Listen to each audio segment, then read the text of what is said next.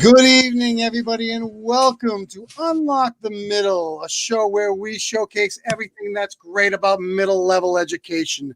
My name is Dean Packard. I am the principal of Charlton Middle School, and alongside of me, I have my good friend and co-host, Principal Chris Starcheski of the Fighting Dudley Middle School Titans. Chris, how are you tonight? It's great to see you. MiddleMarvel time once again. You know how excited I get about this, and we've had a little time off from it, but we're not going to disappoint tonight at all.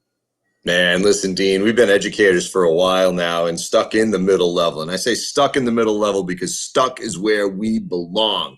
It's not that we are just cast off, in a land of misfits. Middle school educators are powerful, dynamic, and they belong because they get everything that's super special about middle level kids.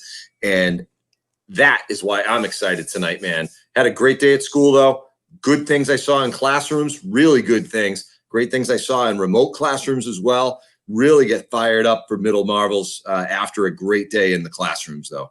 Well, you know what? There's no time for anything but greatness. And I'll tell you, we will find it when we walk the hallways. We will ensure that it's happening. And more importantly, we'll support the process by which those great things happen. And I think that's vitally important from a leadership role. Hey, quickly, we're looking out there tonight. We hope you can join us. You can chime in live at any time. We are streaming live on YouTube, Facebook, Periscope. Please, if you're out there right now watching, tell us where you're watching from. Shout out to your name. Before we get started, we'd love to just see who's with us tonight.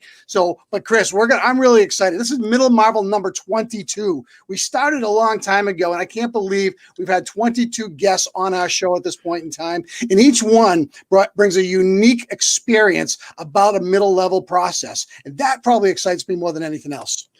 Man, you just said we started it a long time ago. The year of 2020 has lasted 20 years. We began this back in July, and we have had 22 tonight. MiddleMarvel guests. And I got to tell you, Dean, every night that I hang up from this call with you, I have learned something really special about middle level education. And there are common threads that run through.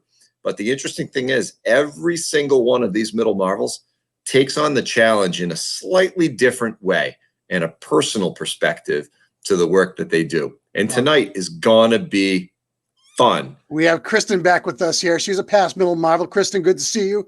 Thank you very much for joining us. 22 is a lot of them. They each have their unique story, but tonight we're going to jump right in. We're going to move right into Bonnie's story with us tonight. This is the trifecta. Chris, you and I are both from Dudley, Massachusetts, so we went just about 5 miles south, and we've got the trifecta, the corner, the pinnacle from the Hayden Pond area of our booming metropolis of Dudley, Massachusetts. So, Chris, why don't you do the honors of bringing in our guest, and we are going to get this party started. You got it, man. Well, hey, it's my pleasure, everybody, to introduce MiddleMarvel number 22. Bonnie Nieves is a science teacher with a master's degree in curriculum and instruction and ed leadership. She's a member of the MassQ Board of Directors. She is passionate about creating immersive and authentic experiences that fuel curiosity and creating student-centered, culturally responsive learning spaces that promote equity and inclusion. She's a Google Level 2 certified educator, teacher ambassador for Wakelet, Bunsey, Seesaw, ListenWise, and is currently writing a book, team, for EduMatch Publishing. She enjoys connecting with educators through social media. We evidence that in the lead into the show tonight. She is a member of professional organizations. She attends multiple conferences. She engages in Twitter chats. She enjoys and attends ed camps.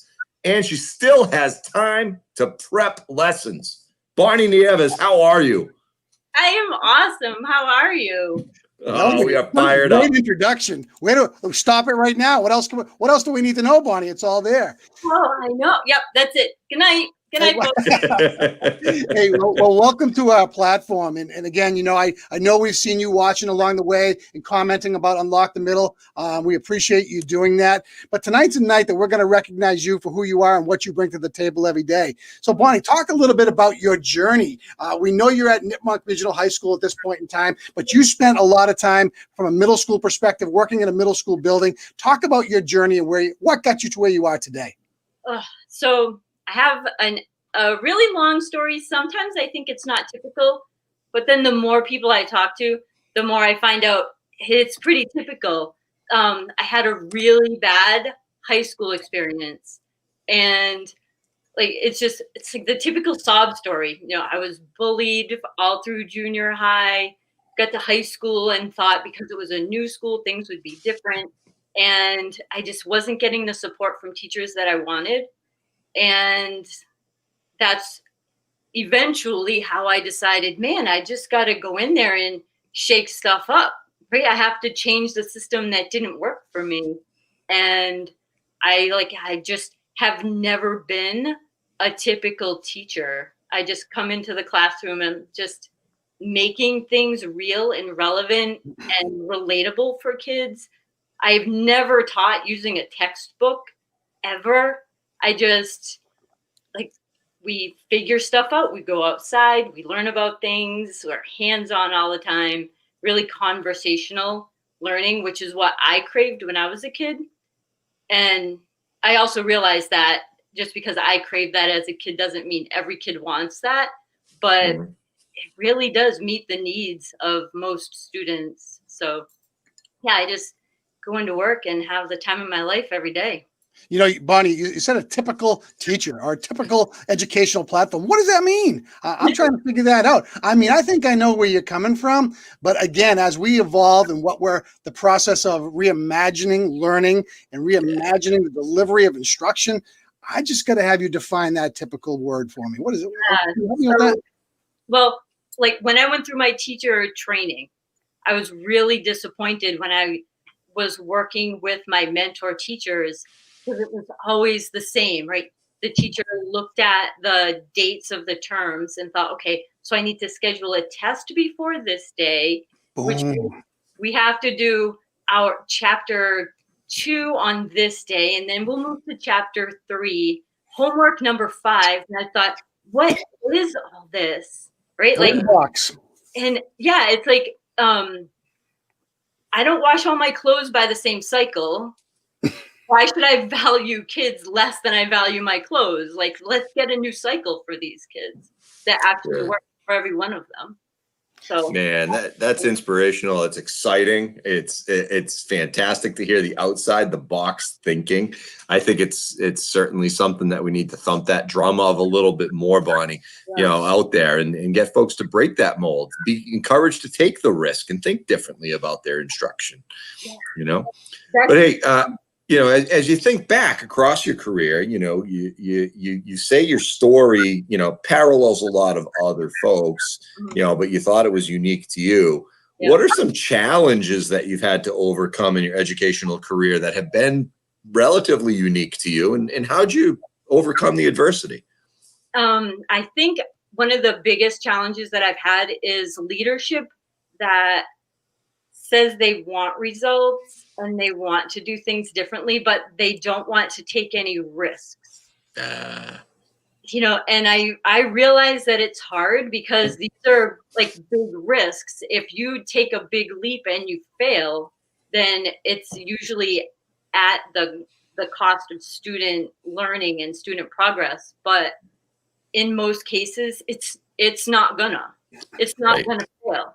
And the kids get on board with it. If you walk into a room like I have done and said, oh no, we're not using the textbook. You want to learn about photosynthesis, let's get outside and watch stuff happen and then bring it back in the classroom and figure out what was going on.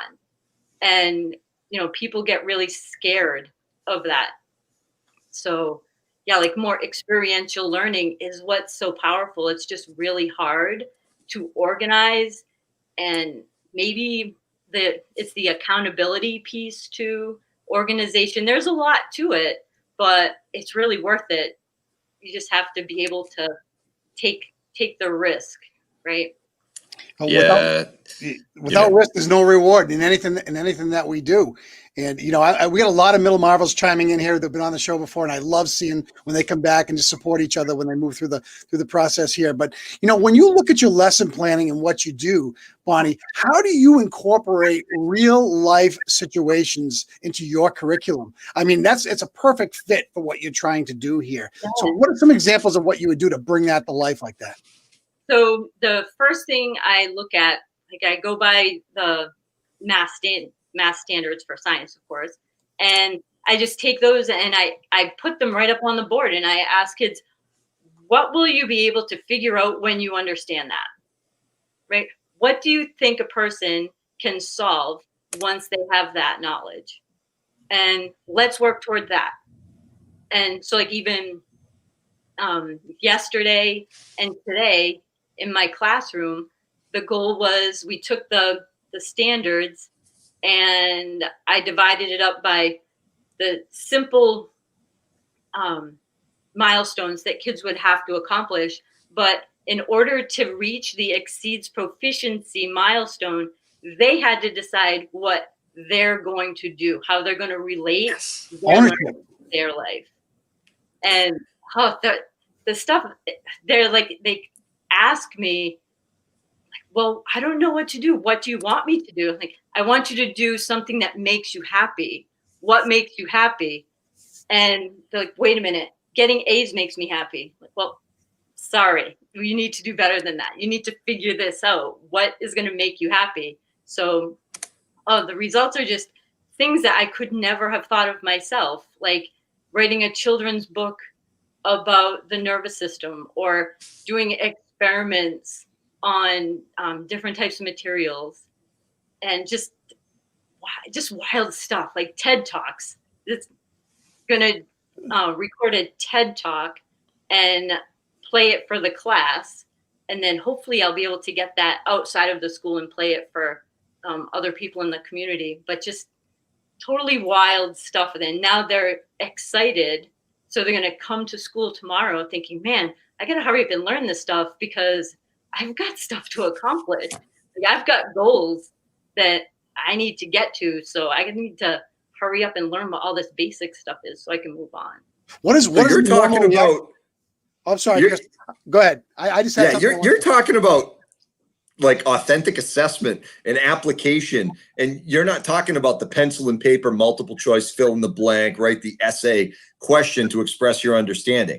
You're telling them to learn a little bit and then go ahead and figure out how it's going to be applied in the real world. And they're taking ownership of that learning. That is exactly what we need. Starting with the standard and working your way backwards, which is, I love that even more, because you started with the finish line. Now you're going to work with the process, why and how. And once you do that, you've just changed learning in a way that they've never seen before. I would love, what is the look on the faces of the kids in the class when they start doing this? This isn't like my history class. You're not just making me regurgitate facts or not. Hey, listen, I'm a past history teacher. I don't mean to say that if you're a social studies teacher, but I'm just trying to say the creative juices that allow the kids to connect to the curriculum, that is a game changer. Yeah, and it flips it right on its head. So, and then the shame of it is that every year, well, the shame and the good thing is that every year I get new kids. So it's like right about now that they're getting warmed up and they're thinking, oh, wait a minute, Mrs. Nieves doesn't want me to do this. She wants me to do cartwheels and then figure out how to do it. Right? So yeah, at first they're like, well, wait a minute. Can I just do the multiple choice part? Because that's so much easier. Like, which is why you're not doing that. That's how their brain is programmed. You're reprogramming the brain. You think about that. I mean, and there's not a better time to be thinking about that and embracing that across all curriculum areas right now, because now is our chance. Yeah. We got a unique opportunity in front of us with COVID-19. And I'll tell you, if we can come out of this with a change of a mindset, man, I think things will take off for everybody. Yeah. And that's like a huge selling point for me when I'm talking to other teachers. Like, what part of this year is normal to you anyway? Exactly. And pieces are all up in the air. Let's assemble this thing before it lands. Let's figure out what it's going to look like moving forward. And do you have to have the test on Tuesday, December 15th at exactly this time? It's ongoing formative assessment. That's learning. Never. I'm sorry. Go ahead, Chris. You're up, man. I get fired. Man. You know, I'm listening to this and I'm totally juiced. I get fired up with the idea of how to take application to learning. You know, we kind of talked about that big picture idea in terms of incorporating real life and giving real purpose to the standards and making kids have connections to those standards, because that's really our job. Our job is not to pass MCAS in the 10th grade. Our job is to develop lifelong inquisitive learners who want to keep moving forward. And, all this comes down to our relationship with kids. So go back to those teaching moments that have stuck with you, Bonnie. What's one moment that really sticks out in your mind that has really had an impact on you from your classroom? I know there are probably a couple, but that one dynamic powerhouse moment. Yep, I have one that if I tell enough people about it, everybody will already know about it. But it's this student that I had that was like the classic underachiever. He came in wearing dirty jeans, beat up boots every day. He just looked like he got dragged through the mud on the way to school every day. And like sometimes he was half asleep and he just a mess. Like he needed something and we couldn't quite figure out what it was. So I gave, it was a few years ago. So instead of doing a typical unit, I did a passion project. So I told just here's what we need to learn and how are you going to use what you're learning. We're learning about homeostasis, right? How your body maintains a balance. So the most interesting part of that is when your body doesn't maintain a balance. So choose anything. And there were all sorts of projects, but this one in particular, this kid wanted to be a firefighter in the worst way. So he did burns. He studied burns and all the different degrees of burns, how they're treated, all of that. And then on the day that they had to present it to the class, he sat in the back of the room quietly, waiting and waiting. And I knew what he was going to do, but the rest of the kids who like have been looking at him sideways all year long didn't know what was coming. So he waited till the last one. He got up, he put on like 60 pounds of fireman gear, and he had a kid that he made fake burns on his skin. He explained every part of the burn. He dressed it, he treated it, and he explained what the emergency room would do to treat it once he gets the person to the emergency room. And the whole, I'm crying. Every time I tell the story, I cry. But the whole class stood up and they clapped for the kid.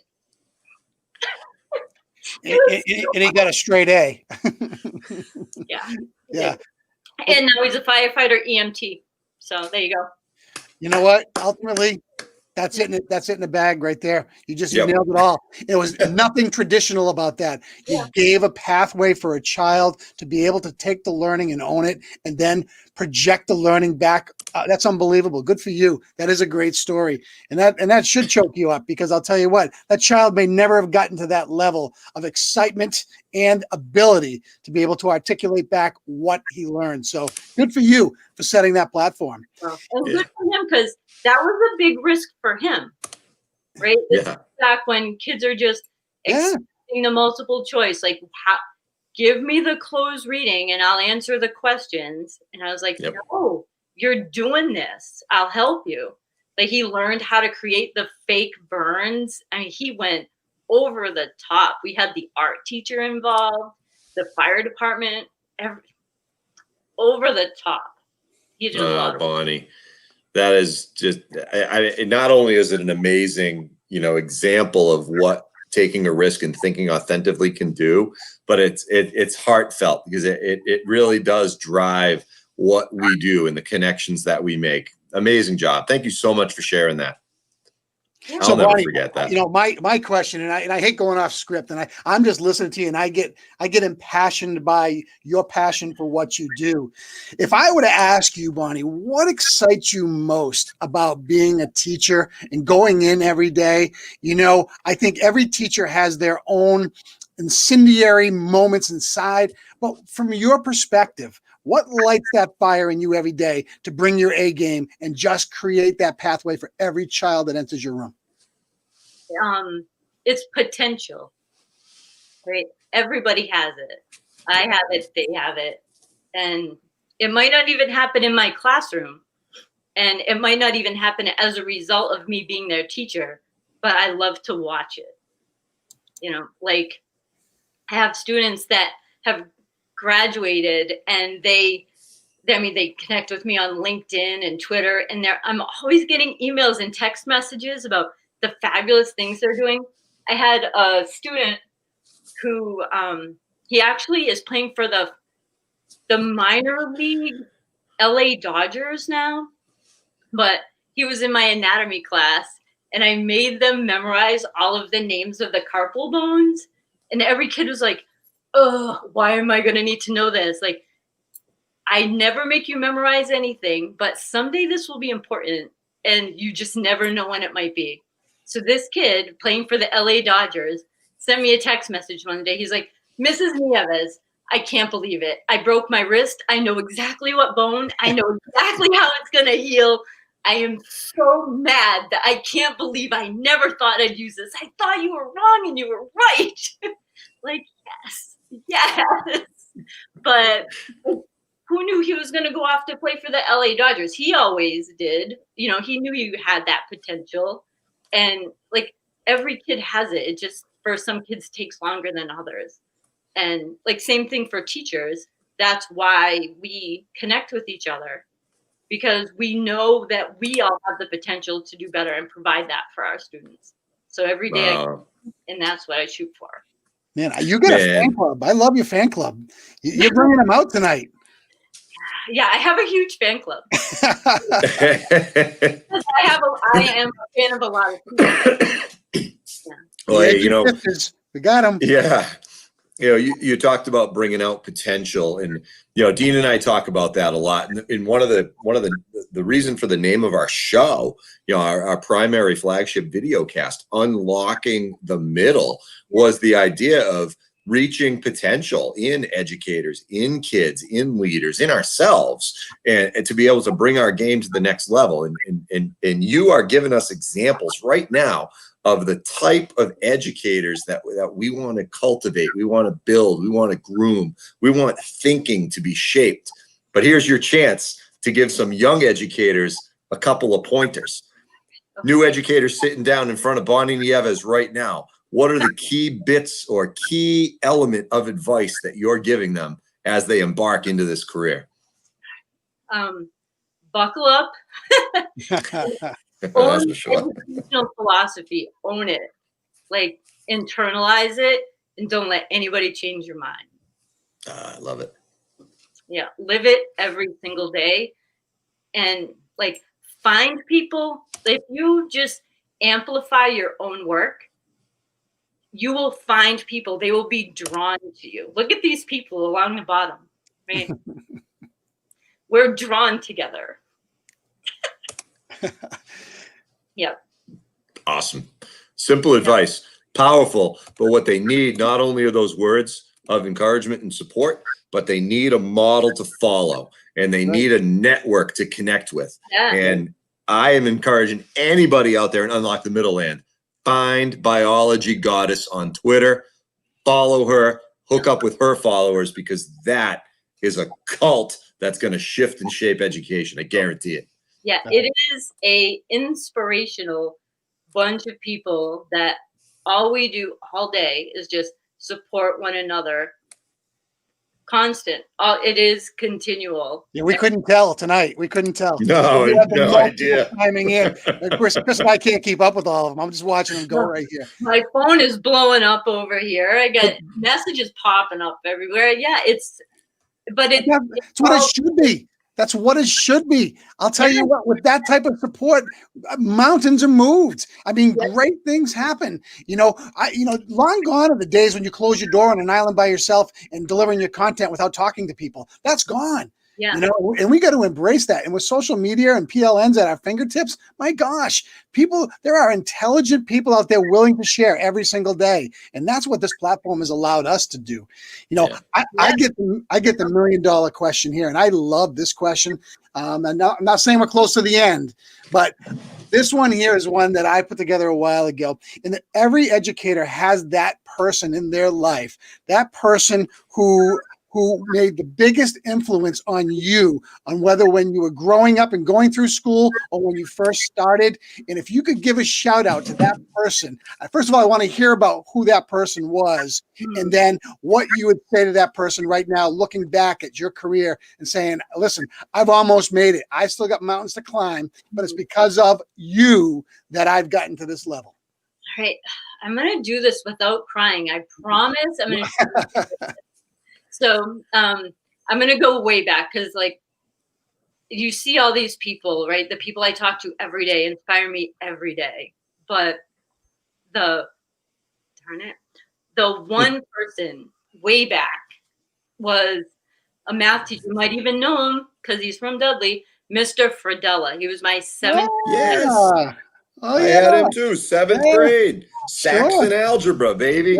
Yeah. So this guy, I don't remember the math, right? And that's typical, right? All I remember is I didn't do my homework one day and I felt so mortified and I felt so bad that I had let him down.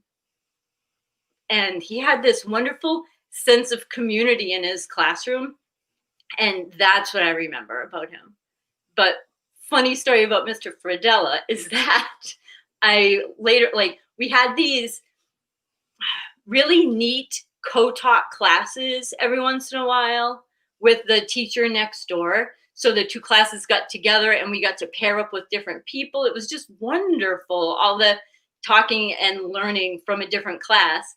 And later on, when I was going through my teacher internship, one of the instructional assistants, who was a retired math teacher, said, "Oh yeah, Mr. Fradella, I remember that. You know, every Monday we used to put our classes together because we had gone out the night before and we were just too tired to teach our classes by ourselves. So we joined them up together." And like, you fooled me. It looked awesome. We loved it, but it was just a great collaborative space to be in, and they got along too. So, oh God, yeah.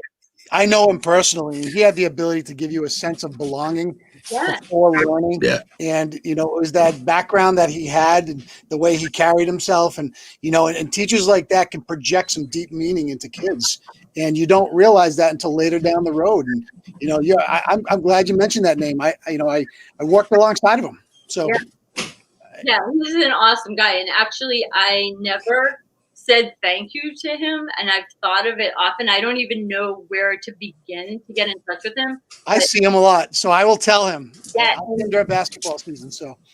Yeah. Oh my gosh, still basketball, huh? Well, he's still. I see him on the sidelines. I do officiating now in high school, so I see him at the bigger games, and I'll tell him that we ran into you and that you gave him a shout out.